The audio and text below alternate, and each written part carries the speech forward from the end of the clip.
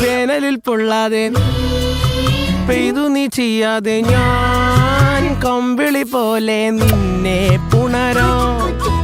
ഞാൻ നിന്നുടെ മാറത്തു മെല്ലെ വേരുകളാഴ്ത്തിടാം നിൻ ഹരിത പരവതാനിയാവാ. കാലം കൂട്ടുനിന്നില്ലെങ്കിലും എന്നെ പറിച്ചെറിഞ്ഞാലും വീണ്ടും പടർന്നു കേറിടും ഞാൻ. കാലം കൂട്ടുനിന്നില്ലെങ്കിലും എന്നെ പറിച്ചെറിഞ്ഞാലും